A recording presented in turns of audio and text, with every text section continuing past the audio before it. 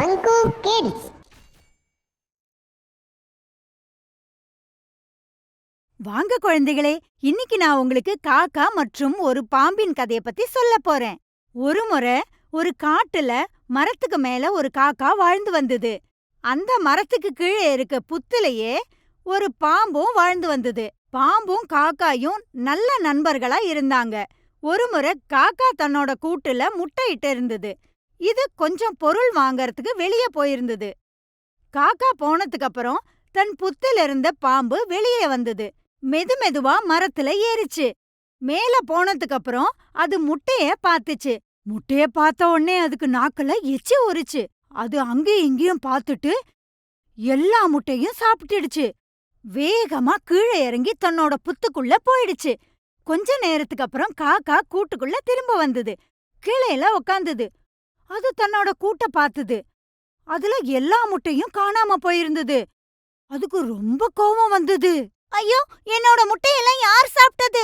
என் முட்டைய யார் சாப்பிட்டீங்களோ நான் அவங்கள விட மாட்டேன். இங்க யாருமே இல்லையே, கடவுளே, நான் யார கேப்பேன்? அப்ப அது கீழே பாம்ப பாத்துச்சு. அது பாம்ப கேட்டுச்சு. பாம்பே, நீ என்னோட முட்டைய சாப்பிட்டவங்கள எங்கேயாவது பாத்தியா? பாம்பு சொல்லிச்சு.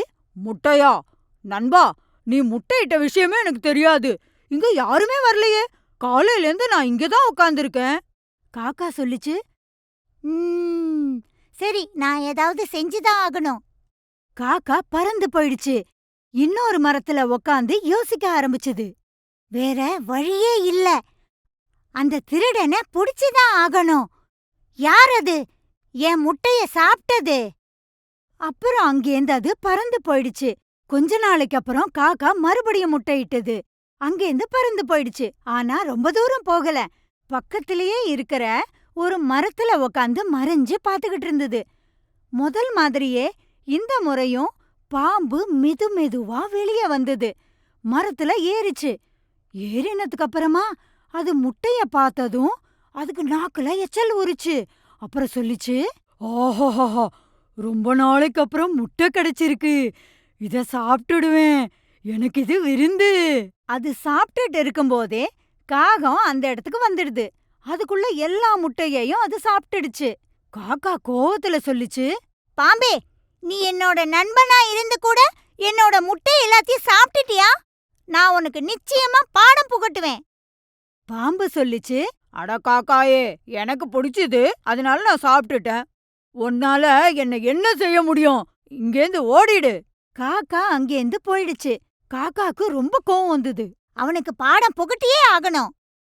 காக்கா அங்கேந்து பறந்து போச்சு.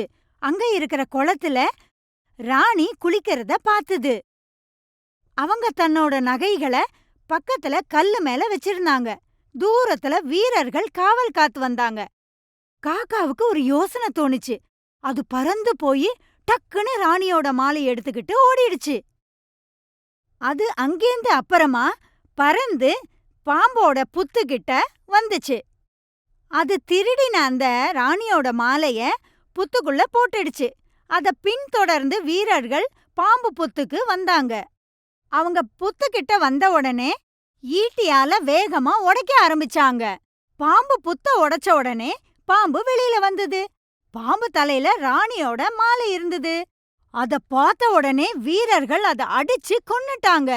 ராணியோட மாலைய எடுத்துக்கிட்டு போயிட்டாங்க.